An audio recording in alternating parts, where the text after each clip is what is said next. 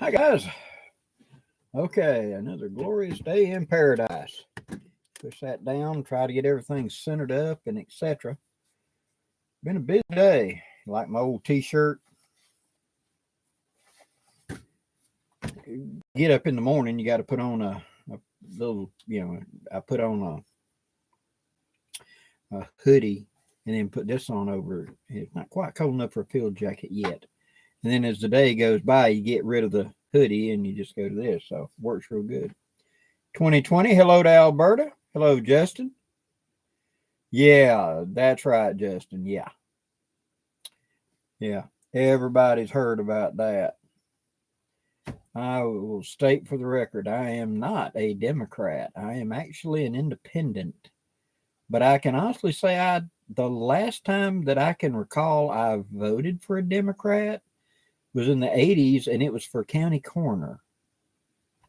That just me. But anyway, Worm Wrangler, howdy. Sean Curry, hello.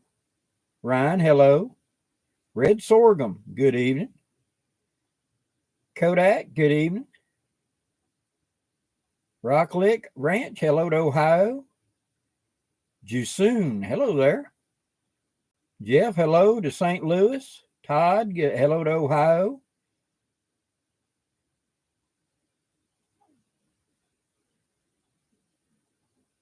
Oh, Bushcraft, Arkansas. Said you're running the biggest scam of the century. That would be high praise. Yeah, I'm running a scam. Yeah. We're going to see how that turns out. Hello, Blackie, to Scott B in Connecticut. Susan, hello to okay, hello. Garrett, hello. Captain Electro, good evening.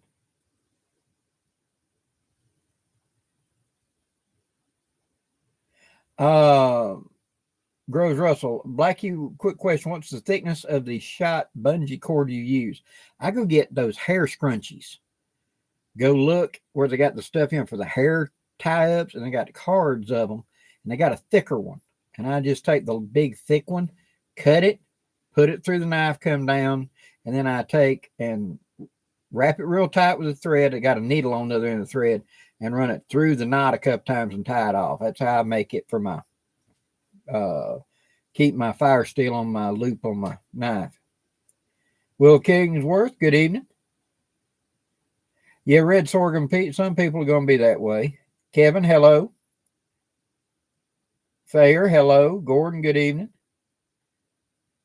Rhett, good evening. Kevin Smith, hello. Carlos, hello there. Andrew, hello to Mississippi. James, good evening, South Carolina. John Loudermilk, good evening. Yeah, I bet I've had 50. No, you're not, Tiny Tide, and we just got started. I bet I've had 50 phone calls or texts or whatever in the last 24 hours letting me know about that individual. And like I said, what they're doing is they're doing negative clickbait. For negative clickbait to work, you've got to have somebody who's popular and is liked and got a lot of followers. Don't work using it on anybody else. And then you say something derogatory, shocking, whatever. And so you put their name in the title of the video and you put their picture in the video. And then that way, when like my followers, you've been busy, you hadn't caught up, and I publish a lot. And so it's been a couple days and you find out I've got 4 videos. And so you go watch my 4 videos. And the algorithm then says, hey, you're binge watching in this one. And they throw that negative clickbait in there. And they want you to watch it, get mad. That way you'll watch it all the way through. Wait and see what they say. So they get watch time. You don't click through it because you want to hear what they're going to say. That way you get click rate. And then at the end you say, God, you're a jerk. They get a comment. They get a payday. That's the way it works. So, yeah, I've heard quite a bit. I've been shocked to hear some of the stuff that I'm supposedly, yeah, really. Okay. That's, yeah. It just, sometimes it's like, what planet are you on? But okay. God loves crazy people and made so many of them. Old Patch, hello to Samoset, Florida. Hello there. Susan P. No, I cannot hear you if you talk, Susan. It's just text only.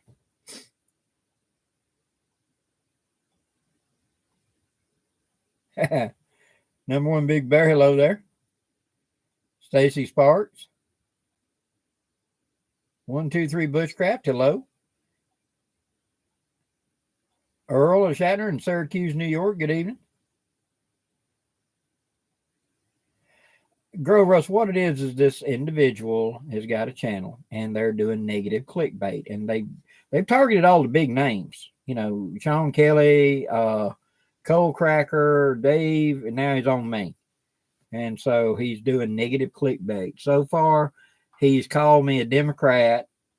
Yeah, okay. For the record, I'm independent, but 99% of the time I vote on the red side of the fence. Yeah, like I said, the last time that I can recall that I honestly can remember I voted for somebody on that side of the fence was for a county coroner back in the 80s because I knew the guy. Sorry. They said that I'm homosexual, yet I've been happily married to my wife for 35 years, and I was married to another woman before that. I don't know where he gets this idea. He said that me and Bear had a thing going. Oh, yeah, there you go. We've been friends since first grade. That's about it, dude. He seems to lay in bed at night doing a lot of dreaming about this, I guess, to come up with this stuff. And he said my bags are made in China. Yeah. Good luck with that. And last I checked, West Virginia was not in China. And he knows where they're made because I still have the email he sent me telling me that he don't like the guy that's making my bags. So, it's just, he's doing it for clickbait, guys.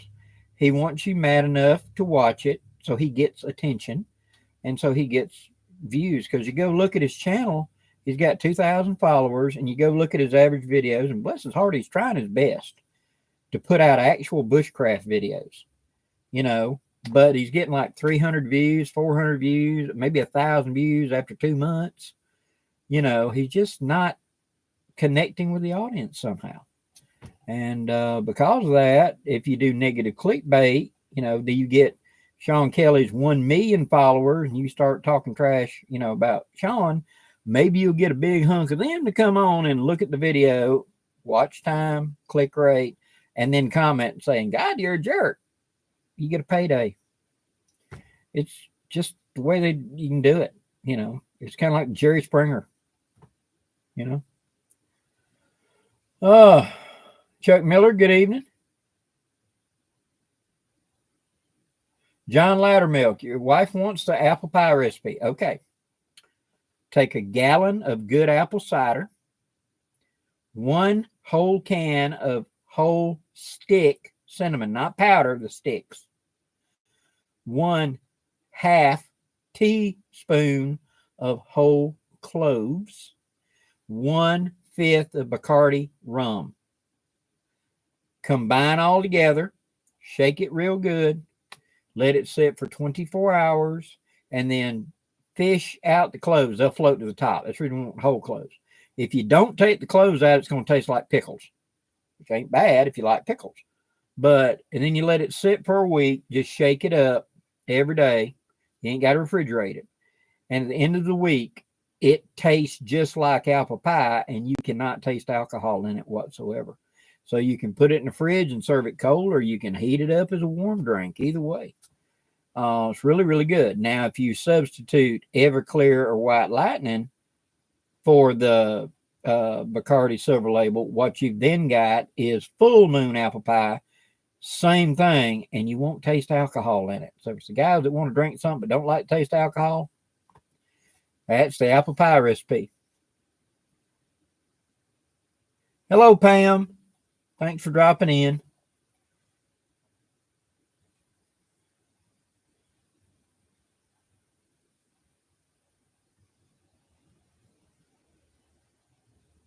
Yeah, I agree, Grove Russell. He's just making, and he's commenting to himself. When you go look at the comments and you go click on the names of the comment, and it's a nobody there's no channel, there's no nothing, and no activity. So he's probably got 8 or 10 aliases that he comments on his own video. Oh, absolutely, you're right, sir. We need to call him out.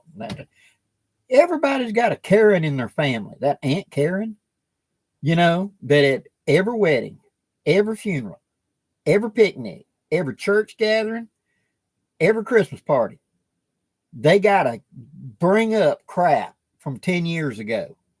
Well, it's just got to be said. Every family's got an Aunt Karen. And so I call him, I've heard people saying various things, Mount Karen Outdoors.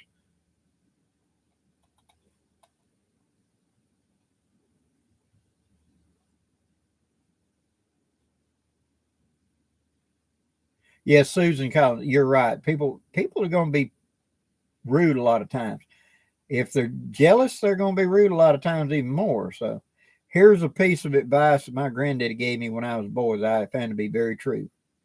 You will never compliment somebody you're jealous of. And you always go after the people that you wish you was them. And I found that to be true in my life. But we hear enough negative politics, life, the world's going to hell, etc. I don't do that on my channel.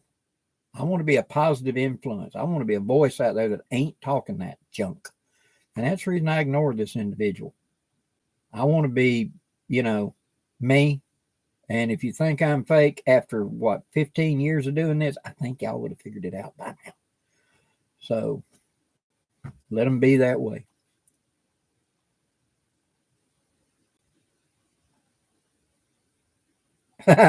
Randy T, funny story. A few weeks back, I was listening to Blackie. The wife asked if I was listening to Popcorn Sutton. I had to laugh. Lower Alabama accent is different to the Appalachian twang. Very true.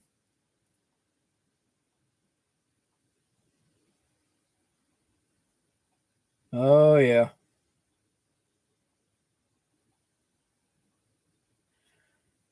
Andrew, I bought a Remington 5844 with 5-inch barrel. What do I need to do to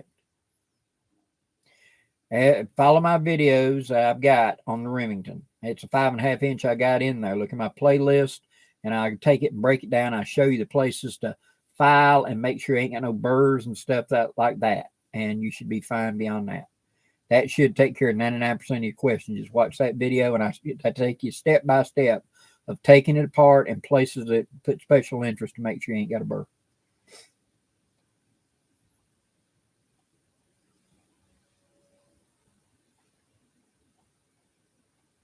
Ryan got stuff, yeah.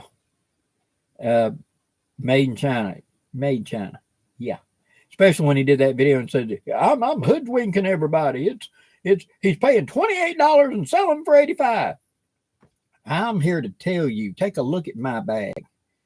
If you're an American manufacturer, because I ain't doing anything overseas, that can produce that bag with the same materials at $28 a piece, please contact me. Because I love Jay's work, but this is business. I believe me, the Pathfinder School, and a lot of places would really, really like to talk to you. Because I would love to cut my costs down where I could drop my price $30. I would love it.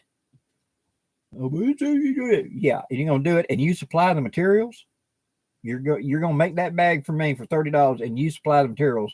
When that body of material, the bag itself, is $15 to $19 a yard. You're going to have $25 in supplies at least.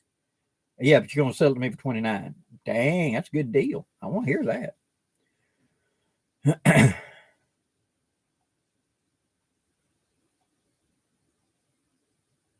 Yeah, grow Russell. That's one of the tricks. Marcus, thank you very much. Jared, good evening. Thank you very much, Pam.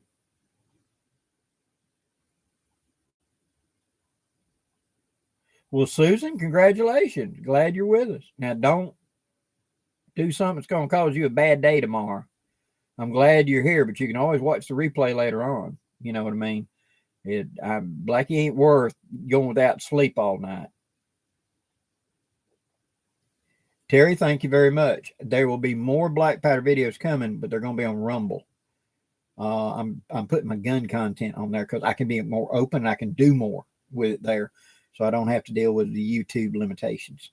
And so there will be, and I've got a video posting this Saturday, and then I think it's next week, next Saturday, will be a percussion revolver where I'm going to do some shooting and talking about it.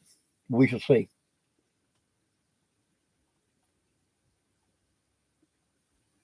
Red Sorghum, I do not have that roofing hatchet. Somebody traded me out of it. They like to do spoon carving. And after I thinned it down and got it down to that size, they asked if they could borrow it at an event to try it out. And I said, sure. And before the end of the event, they said, I got to have it. We made a deal. It's easy to do. Bushcraft Preacher, good evening. Robert Owens, hello. Buckeye 80. The camping trip was really good. A lot of people showed up, and we had a really good time. Brett Johnson, no problem. You're here. That's the important thing. John Lattermill, Blackie, where's the Fall, Georgia campout? It's near Watkinsville, Georgia, near Albany. Go to Atlanta and go between there and Albany and go a little bit higher. Watkinsville. If you go look for Georgia Bushcraft, they have a thing on Facebook and everything. It'll bring it right up with the current events and show you the events. But that's where I'll be. Well, Fred, thank you very much.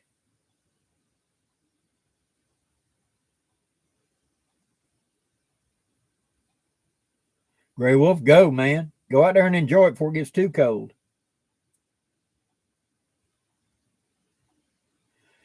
Jared, one rifle, shotgun, and pistol. What would you pick for each? For a rifle, I would take a 30-06 1903 A3 Springfield. I got a lot of experience with that gun. But any off-the-shelf hunting 30-06 308 rifle, I'd go with a 30 cal because components are much more common to find. I can reload for that caliber with anything that would be loaded for a plethora of 30 caliber cartridges that would go in there in a pinch. As far as a shotgun, a good old 870 pump or a Mossberg 500, don't discount the single shot. I love a single shot. It's rocket, just bulletproof, man. And if you're going for extreme longevity, the single shot's the way to go. I mean, them things last 100 plus years of rough handling, and they do really well.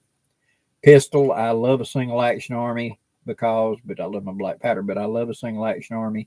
And if you're going to say I need an automatic, it's going to be a 1911 because them things work and I can get tons of parts to work with and accessories. So that would be my three choices. Kodak, Blackie, do you have any experience with the EAA bounty hunter? I do not, but I have had EAA guns before and some of them were quite good. So, Tony York, good evening.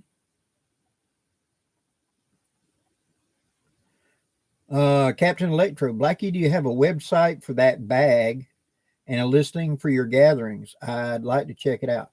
The bag is if you'll go to, do I have it handy? Yeah.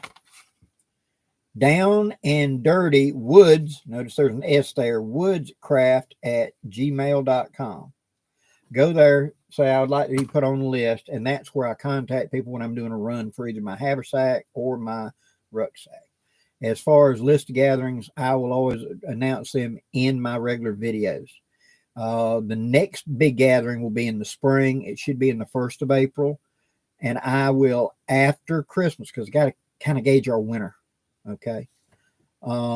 If I go too soon, then it's still cold and wet.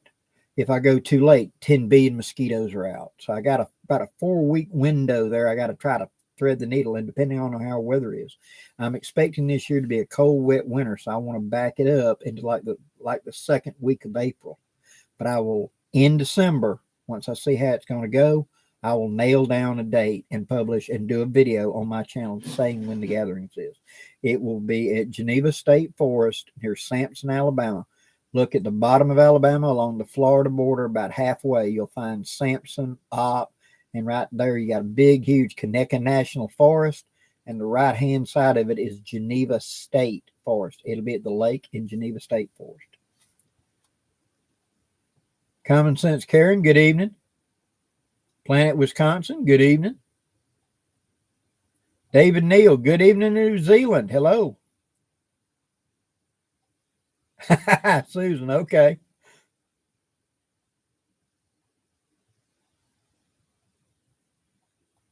Okay, we jumped a little bit. Okay. Now let me catch up. Woo, y'all doing a lot of things. Okay. Andrew, what kind of holster should I put in for my 1850? If you're going to be carrying it on any kind of four-wheeler or anything else, I'd get a full flat cavalry holster. They hold them best. They don't come out. After that, look for any holster that will take a single action army in the same barrel length. They're interchangeable.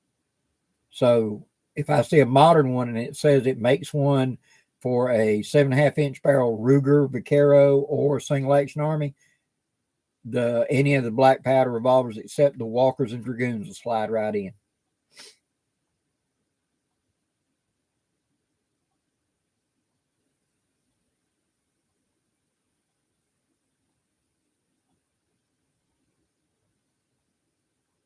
Old Patch. I actually found you from a video of Waypoint Survival.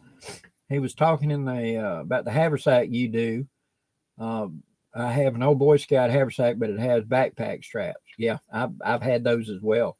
And a lot of those Boy Scout stuff are good, but the straps are just a little too short for adult men. They're meant for kids. So if you'll take it to a shoe shop or something, have them add a little bit longer straps. They work fairly well for a day pack and for a overnighter.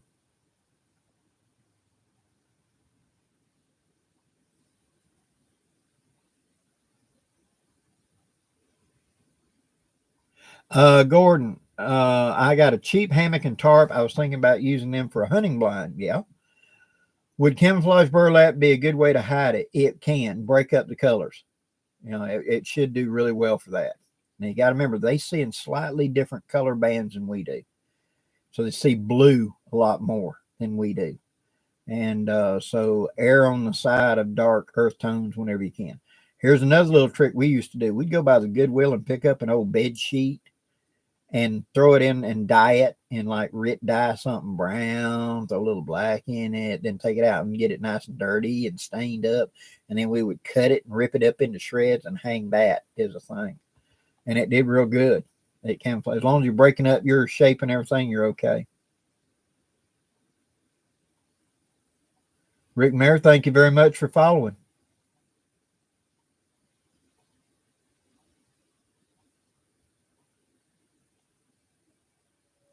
Susan P. Collins, just go to Blackie Thomas on Facebook and just send me a picture on there.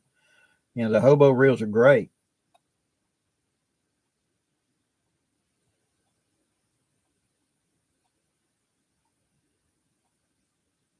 Okay. Hello, Blackie. Good to see you live. I was wondering what are your thoughts on regarding honing steel versus a strop. If both are good, in which order should they be applied? If it just needs a little touch on the blade to bring the keenness back, a strop is better. Step past that is a hone. If that don't do it, then you got to go to a sharpening. But usually a strop will do the job, especially put a little bit of jeweler's rouge, that green rouge on there, and just lightly do it. It'll normally bring the edge right back up because what you're truly doing is polishing the edge. It hasn't truly got dull. It's kind of got a little bit scratched up, we'll say. And the honing kind of polishes and makes it cut cleaner again. I mean, the strop first. That's the reason they used to strop razors, and then they'd hone them. More extreme, but the same idea. Kimberly, hello to Fayetteville.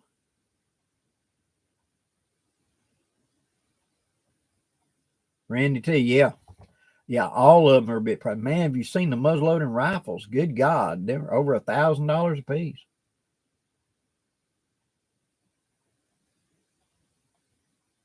Tony York, cold or mosquitoes? Which is the better mistake? Cold. Questioner, Blackie, I got a kukri and love my knife. It would make a good self-defense weapon also. I'm just so impressed by it. You inspired me to get one. I bought an Iraqi version. Good. They are outstanding for that. They really are. And they're all my all-time favorite field knife for cutting, clearing, building, digging. Yeah. Sportsman 83, good evening. Outback Owl, good evening. Yeah, Tony, Blackhawks. They are not cheap. They're good guns. They're overbuilt, really, but they're really good guns.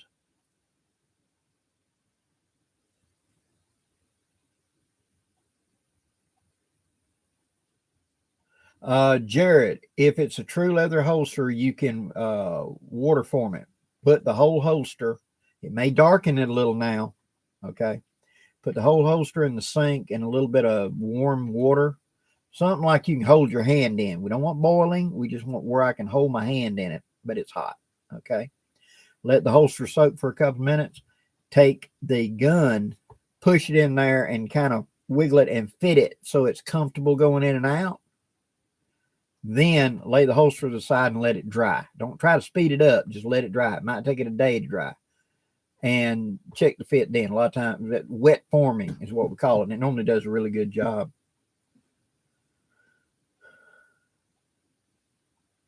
Ronald Hayes, hello to Heidelberg, Mississippi.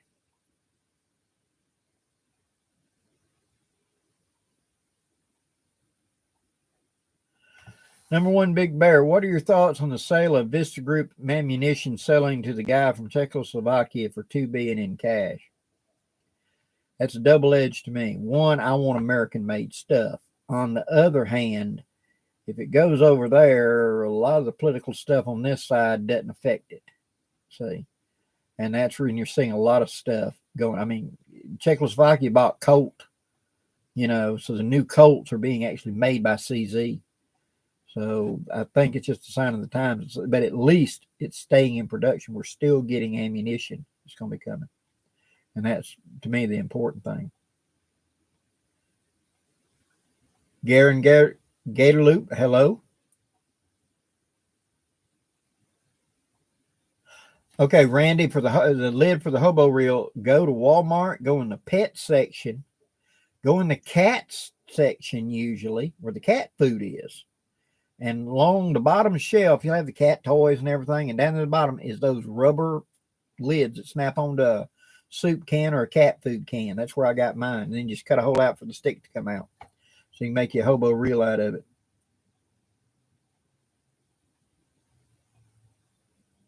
Buckeye 80, do you think reloaders should stockpile brass? Yes. If you need at least 100 rounds of a hunting caliber.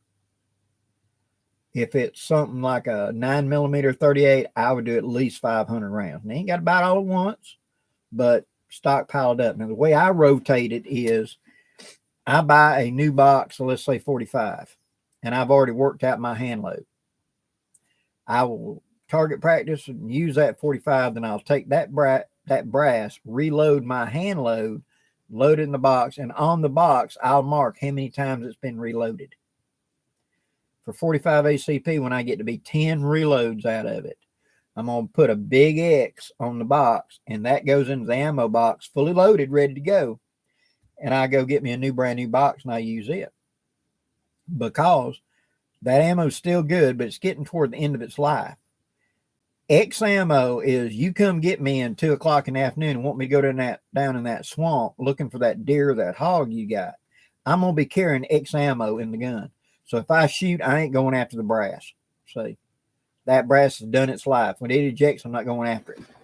And so therefore, that's X. And now you'll stack up. And after a while, you got a big ammo can full of X ammo ready to go. That's how you slowly, over time, build up your collection.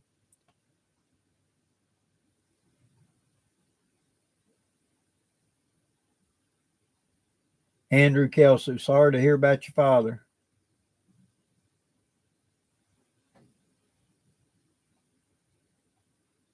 Wow.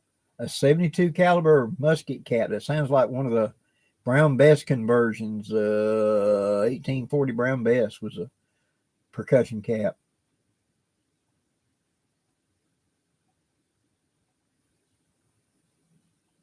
Red Sorghum, yes. CVA made a series of knife kits. You could buy them pre-made, or it was in a kit. There was a buoy, three or four different designs back in the 80s and early 90s. I've heard of it. Actually, had one or two down the line.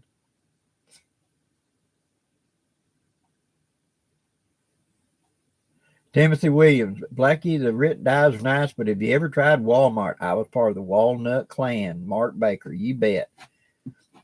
We would use uh, black walnut hulls and pecan hulls and several things to come up with colors to dye our long hunter stuff to blend in and make hunting clothes out of them.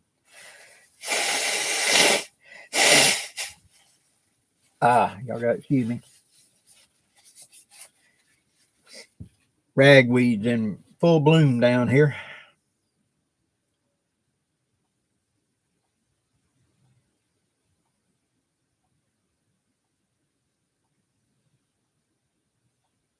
The questioner, yeah, flintlocks. Once you learn your gun, good as anything else. But a fiberglass bow is a good thing to know as well. Brutus, hello to Wyoming.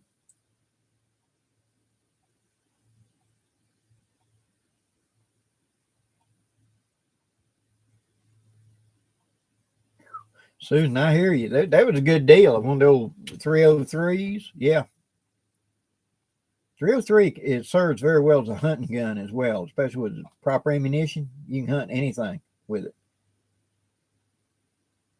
Buckeye, what's your favorite brass and why? Usually I like Starline brass. Um, Remington is usually the thinnest. Federal is usually got the shallow pockets. And Winchester is usually the thickest brass. But Starline kind of hits all that in the middle and seems to feed fine just about everything I'd use.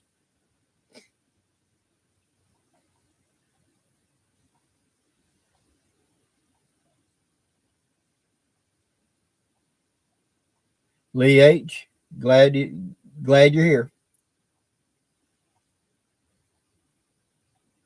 Andrew, what do you think about the brass receivers on today's clone percussion guns? They're a whole lot better than back in the day.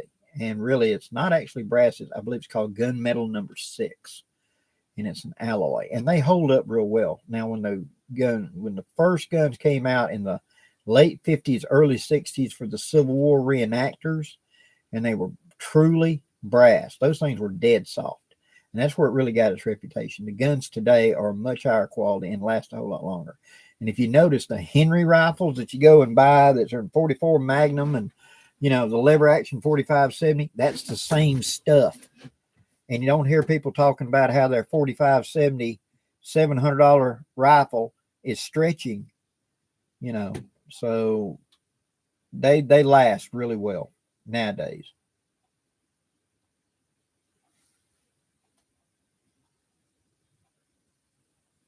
Tim Harper, hello to Oklahoma.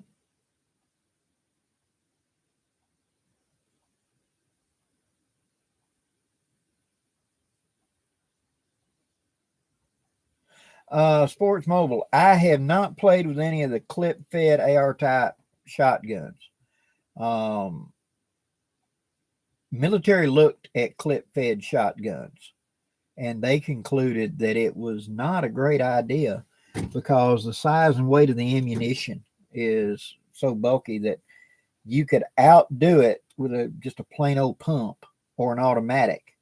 And I know that Force Recon, Special Forces, and the SEALs all experimented back in the 60s with automatics and clip feds and etc.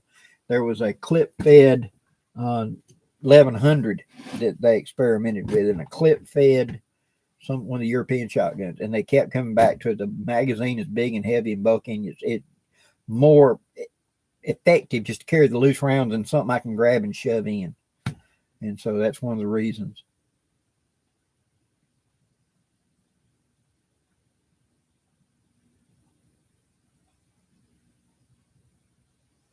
Garen, what do you think about using Spent 22 brass as jackets for bullets. It works well for quite a while, though. There was a sizing die that you spit it on and create jackets, and they work fairly well. Then you put a lead core in it and shape it and make 223 or whatever.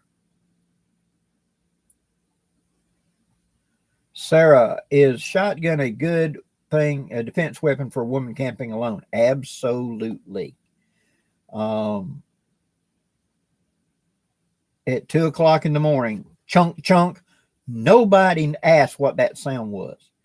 That is the universal go away. And when I used to sell shotguns, sell guns in general, and we'd have ladies coming in that were going to be alone because her husband was going to be night working or whatever. And she said, "What do you recommend for home defense?" I'd say a pump shotgun. Because when you jack a shell in it, there's no doubt what that sound was. And her brother, the lady I was talking to at the time, was a cop. And I said, "Can you call him?" She said, "Yeah." And she got him on speakerphone. And I said, "If you got a call from a scared woman thinking there's an intruder in the house and she says that I've got a shotgun, would you go in that house?" And he said, "Oh, hell no. She can come out. I ain't going in." Scared woman with a shotgun? No, no. They're suicidal if they go down that hallway. So, yeah, it's the best home defense. And for camping, same thing. When you jack that shell, everybody knows it's about to get real.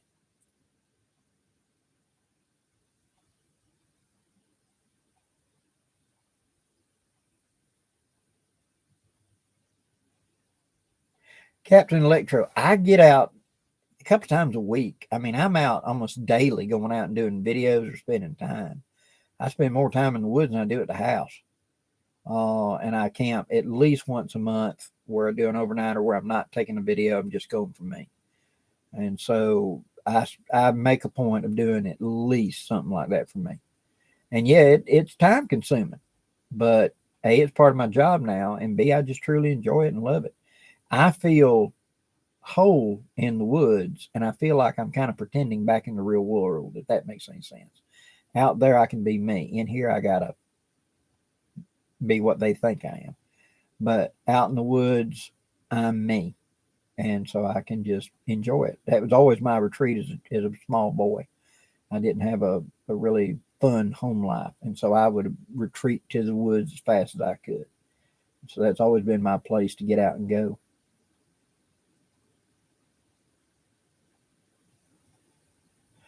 Tim Harper, I have not been there, but I have heard of it. And I believe that William Collins and Randy Smith have gone to that. I believe they've told me about it. So just never been there.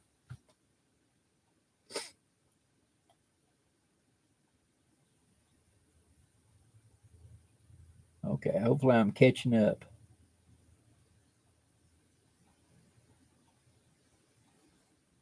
Word Jasper, thank you very much for watching. Eric Vader, thank you very much for being here.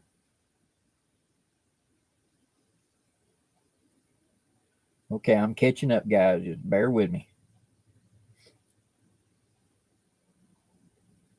Jeff Conley, what brands of current production single shot guns would you suggest? Henry makes a good shotgun. They're not cheap. I would always opt for an H&R if I could find one. Just saying.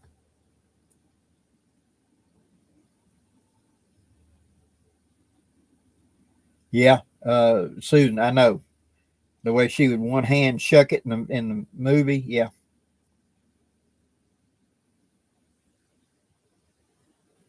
Buckeye 80, what one person tent do you like or recommend? To be honest, I can't. I have not used a one person tent like that in many years. Um, I know that the military surplus ones that Kaufman's has got, that is a bathtub with an X that stands up, mesh top, and a cover that goes over the whole thing. And they've got them as military surplus for like $99. And they, if they're actual issue, which these were, it's got to be tough. The military is not wasting time with junk. So this is the place that they had set up behind the lines to give your troops a little bit of sleep in a relatively safe area. And if the U.S. government bought them up in mass, it's probably a very good piece of gear, and they're selling surplus for $99 down there at Kaufman's. When I did the video with FTF, Fuel the Fires, and we did the run around and collect your gear in 15 minutes, I grabbed one of them.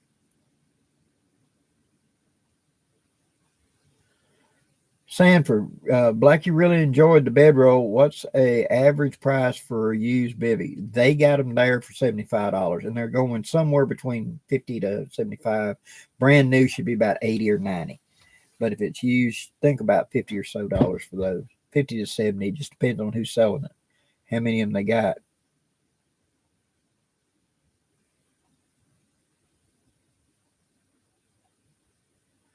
Eric, what do you think about a Stevenson 12 gauge? I've had Stevens Model 67 pumps many times, and I've had a couple of the double barrels that they had, and they've been decent working guns. They were never meant to be, homecoming queens, but they were really good rugged guns.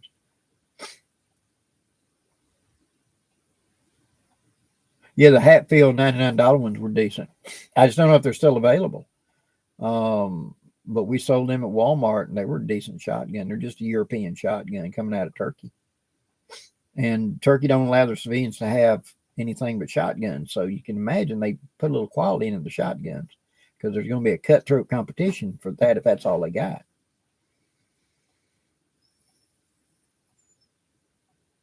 Robert Nixon, good. I hope to see you there. Shane, good evening.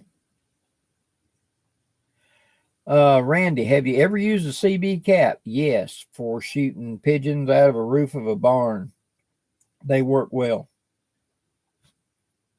And there's an even weaker one called a BB cap, which is just priming compound and a pellet, nothing else.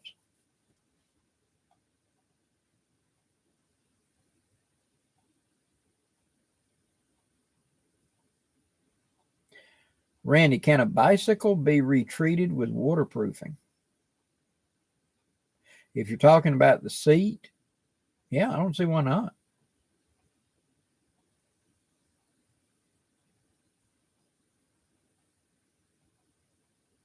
And yeah, the CB caps, ultra close for something. I had a family member that she raised bunnies, and she didn't have the heart to choke them or hit them. And so what she'd do is she'd take the bunny out of the pen, towed it around behind the barn to another pen, and set the bunny in the pen and let him be munching on lettuce or something. And she'd back off and shoot it with a CB cap to humanely just kind of, and he's in Valhalla type thing. And so they work very well for small game hunting up close. But now we're talking about 20 yards, 25 yards the most. It ain't a long range round.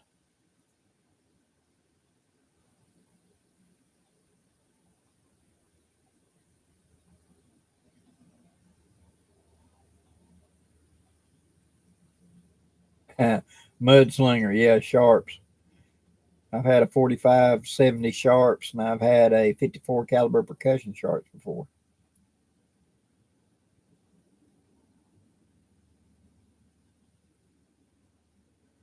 Blackie, what would make a good hunting bow sling? I like to carry my bow easily without putting the bow around me. I've seen this done by a friend of mine. Okay. He took his hunting jacket, and up here on this shoulder, this shoulder, right here, he got one of them neodymium real magnets, that was about like a half a pack of gum. And he put it up there in a little pocket they could slide it in.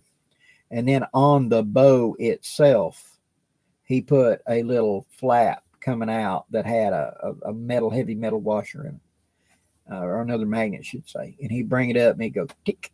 And since it was cloth over cloth, there wasn't no click. It would just tick. And he could let go of the bow and then hang right there. And that freed up his hands. But he could just reach right there and just pull, and the bow would come back out. No, you're not going to be jogging up and down hills. You need a true sling for that. But for that slow stalk, or I'm going to be sitting in the blind, or I just need my hands free to go from A to B, it works really well for him. Buckeye, do you dip any fabric or material in hot wax for waterproofing? I have done it in the long ago past. I haven't done anything recently. I used to waterproof canvas bags, haversacks, bed rolls, stuff like that for living history.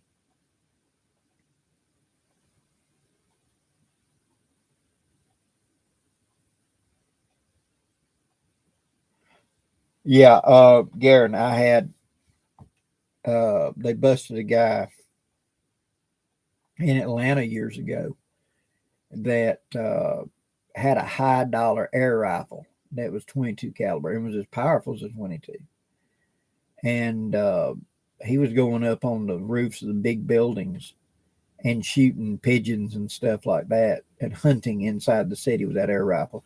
It would fold up and put in a duffel, and he had, like some tools sticking out of the duffel, and everybody just thought he was a repair guy. And he'd get on the elevator right at the top, go up on the roof, and he'd sit up there and shoot pigeons, and then come back down with it. And finally, somebody had a camera up there and saw him shooting pigeons. And they busted him.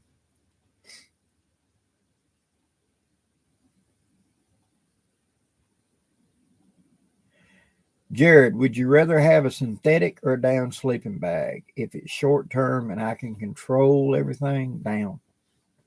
If it's long term and it may get wet, it may get muddy, it may whatever, I got to cross rivers with it, synthetic. I'd rather have a synthetic because that down, once it gets sodden wet, and luckily today, most of all the materials that make up sleeping bags is water repellent. But if you ever get one truly wet, like it got pinned underwater in the canoe whenever the canoe went sideways and it absorbed water, you're going to wish you had that, because I can dry out a down bag in a couple of hours with a little bit of wind. And excuse me, I can dry out a synthetic bag in a couple of hours, and that down bag might take 2 days to dry out. So, or more, depending, and it's how well it dries out or clumps up. So that's always been the give or take. Down is fantastic if you can control the situation. If you can't, go with synthetic. Gordon, can a 357 case be used to make 38 snake shot? No, it will not chamber. There is a ring at the mouth of it that keeps you from chambering a 357 case into a 38 special chamber. Some did not, depending on the manufacturer. And so if you've got one that an empty case will fully chamber, yeah, you could load inside of it and just put the old cards into it. But if it will not chamber in it, then you can't chamber. That thing depends on your gun.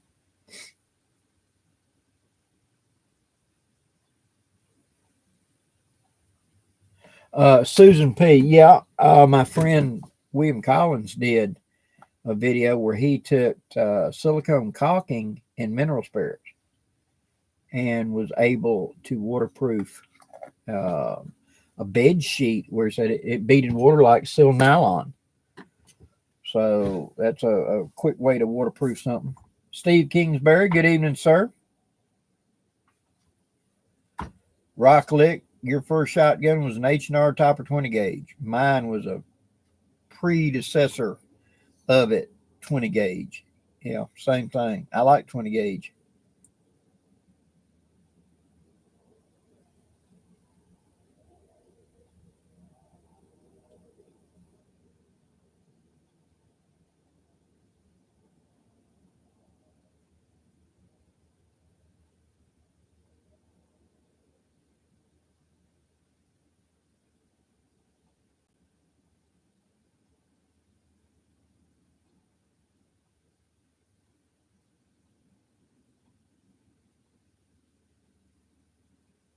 Yeah, 2020. I remember that as well. I remember it making news about the Winnipeg wanting to go around and thin out the pigeon population. Well, it was being detrimental to a lot of the stuff.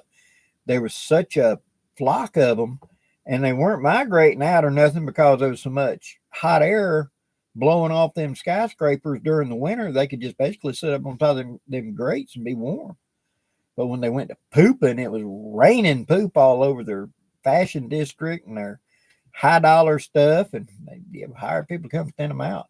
A lot of times they'd take dogs like Australian shepherds at airports and stuff like that and have them run off birds and stuff like that, try to get them to move on.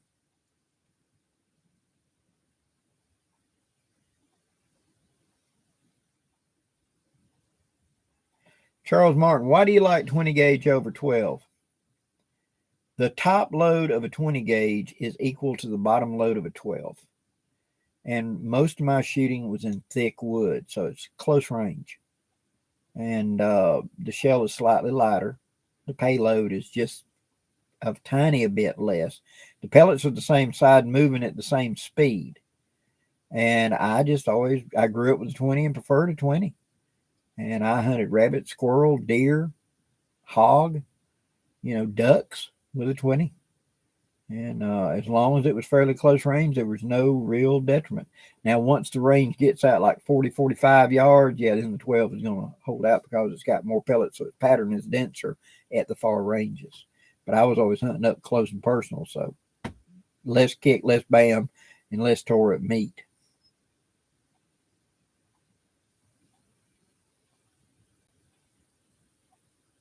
Jared, I remember that too. That went around in Walmart about the birds would get out of the bird cages back when we sold live birds, and they'd get up in the thing. They always talked about the guy that'd come out at night with BB guns and shoot the birds to get the birds out. But I never saw any such thing, but it was always a urban legend in my area, at least.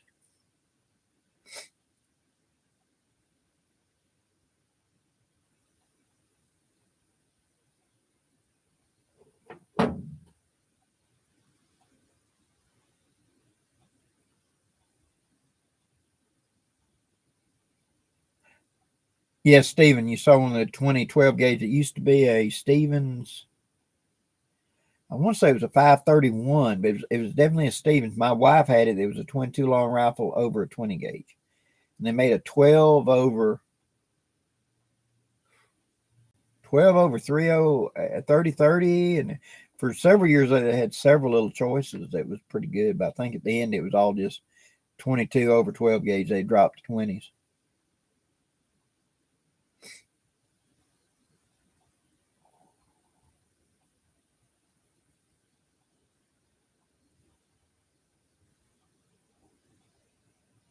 Oh no, Herbert, yeah, the forgotten 28 gauge. Real good gun, especially in the mountain areas. A lot of guys use them for going after pheasants, stuff like that. That's, you know, flushing in the mountains where it's close range, and if you don't get it, he's gone. So 28 is real popular up in that neck of the woods.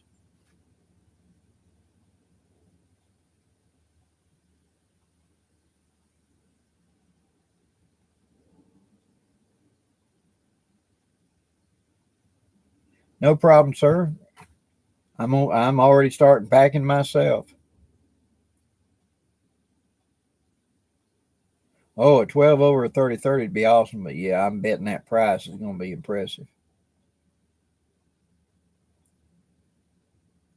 Tony, they're not common in a lot of places. I never saw a 28 until I was a teenager.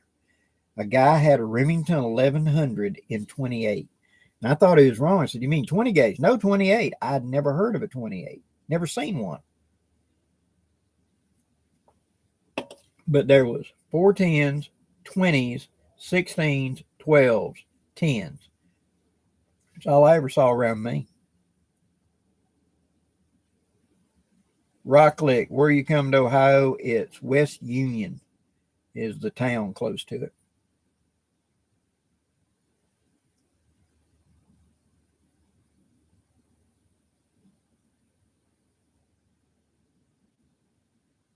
Ray Bannister, it should be like the first or second week of April will be my gathering, and I will announce right after Christmas and iron down the date, lock it down.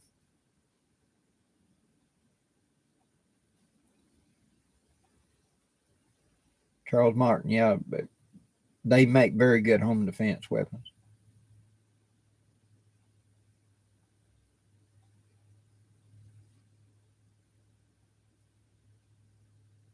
In fact, that's what I got my wife for home defense. She's got handguns and stuff. She practiced everything I got, but I made sure she had a pump 12 gauge, and she's good with it. She's actually the wing shooter of the two. I used to be a shooting sports instructor, and I taught people to shoot.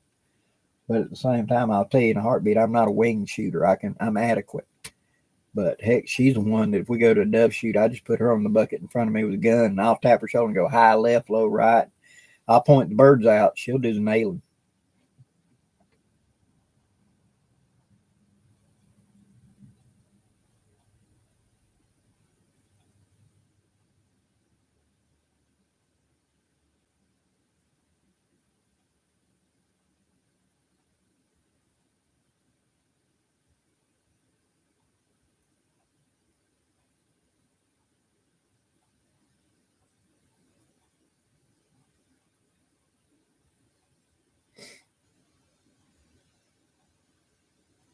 Yes, Jeff. The place, according to James Bender, plenty of trees, plenty of open space.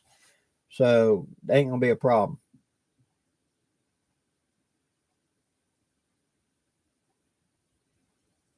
Rocklet, yeah, come down to the gathering. I'll be there the whole time. I get people coming in from Michigan, Minnesota, Texas, Low Florida, Maine. I've got a guy in New Zealand and a guy in Germany that want to come next spring. Tim Funk, good evening.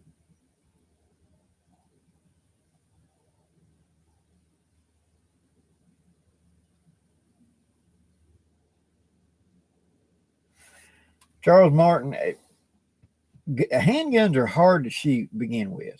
Some people just seem to have a knack with it, some don't. You know, I have a good friend that he is a handgun shooter. He'll hunt out to 150 yards and place his bullet where he calls.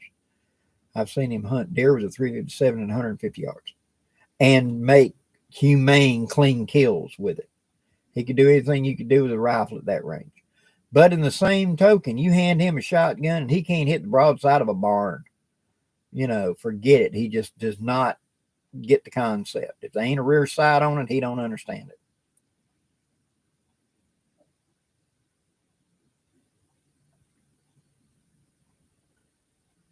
'88, good evening. Tyler, thank you very much. I hope you enjoy the stuff. There will be more black powder videos coming, and they're going to be in the Rumble account. I'll be posting them on Saturdays. I'll give everybody a heads up when I'm going to post a percussion one.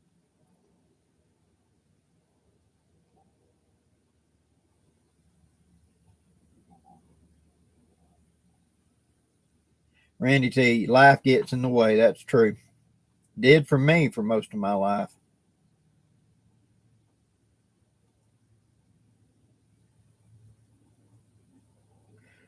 88, I have not done that yet. But yeah, you can. In fact, right there is a 410 insert, but I don't have a 410 shotgun other than a chamber insert. But I know Dave Canterbury's done several things about using and loading one and shooting it. And it's a way to go if you're interested in doing that, especially to give you the idea and the feel of a muzzle loader, without having to go and invest in a muzzle loader. Because I guarantee you, a shotgun's a whole lot cheaper than a muzzle loader.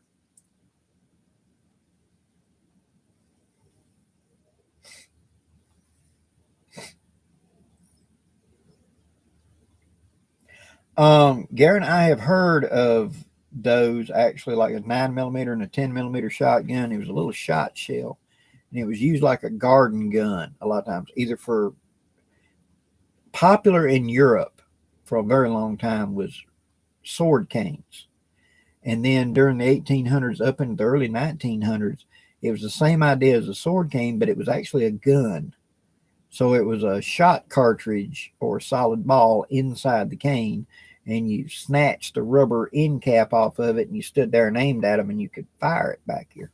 And I've heard of a 9 millimeter shot cartridge. It's really meant for deter dogs and stuff like that, or maybe small game at close range, get the rats out of the barn or something. But I've heard of them.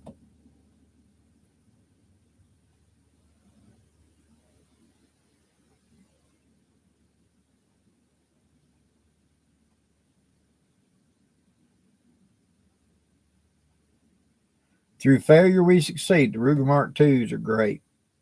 My good friend David Hobbs and Micah Coleman have both had their same Mark II since the 80s and love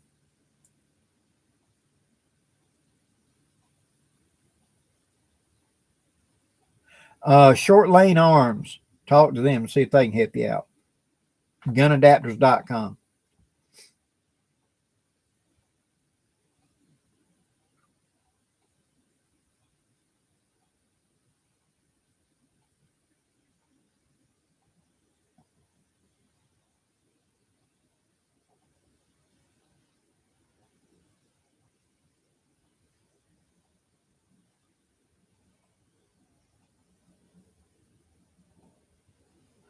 Ray Bannister, have you done much with buck and ball loads like they used in the Civil War? I have practiced with them. I used to have a 2 liter chase and a 20 gauge flintlock that I did quite a bit of buck and ball load for hunting hog and stuff up close. It was one big pumpkin ball, and then I think there were 6 buckshot on top of that and a card. And out to about 20 yards, it was fairly effective for something big.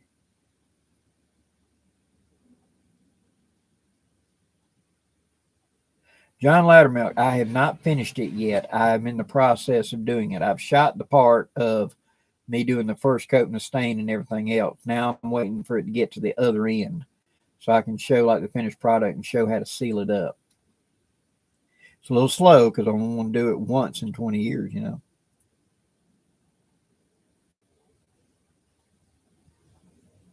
Um, Chiappa, you're saying makes that 9 millimeter shotgun. I've seen their 9 millimeter M1 carbine they make. It's not actually accurate, but it looks like an M1 carbine, and they look to be like a fun little camp gun.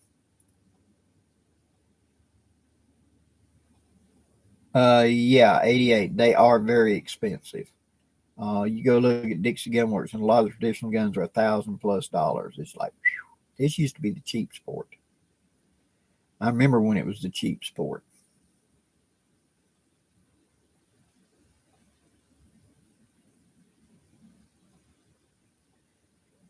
Garen, you're probably good to have passed on a 10 gauge. The shells are not cheap. You've got to hand load because they are so big and they're not common. When you order some, it's sticker shock. So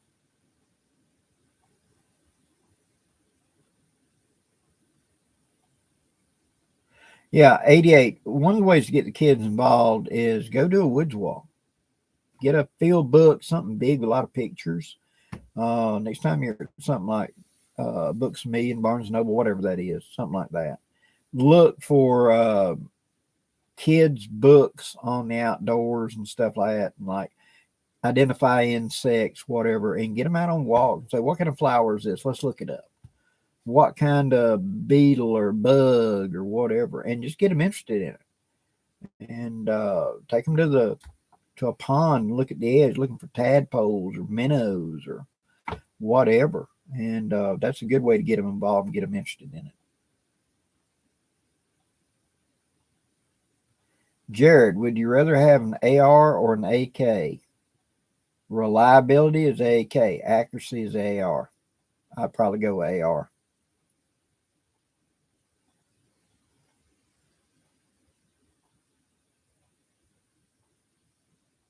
Yeah, Kiapa, I got you.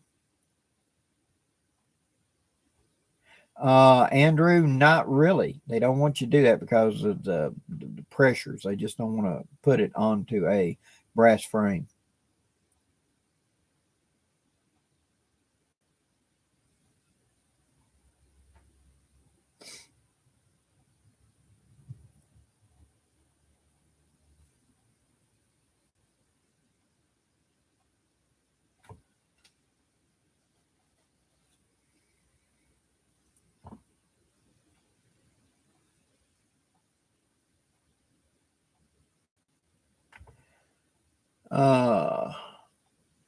Morrow, any advice for an emergency shelter for a family of 4? Got plenty of stuff for an individual, but now I'm thinking about more than myself.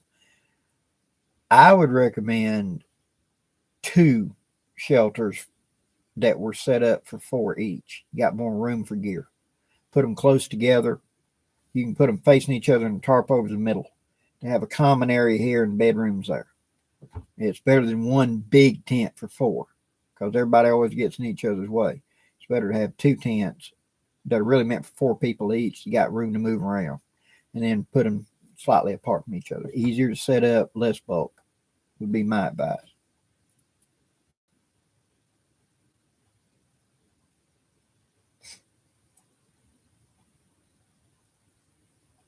Well, guys, I'm sorry. That's an hour. We're going to have to call it short tonight. My sinuses are running like crazy, and I have got one unbelievable headache. And trying to look through my glasses is really crossing my eyes. I'm sorry. It's just allergies and sinuses right now. But trying to read, it's just like my eyes trying to do like that. And it's just, I apologize. But we'll do a next week. We will not have, because I'll be in Ohio. But the week after, we will have on Thursday night, we'll have another live. So, guys, thank you very much. I appreciate it. And again, I'm sorry, but it's just getting where I can't hardly see because of the way the sinuses are getting me. And we'll do this again soon. Thank you all so much for the support. Stay strong and just hang in there, guys. Till next time, safe journeys.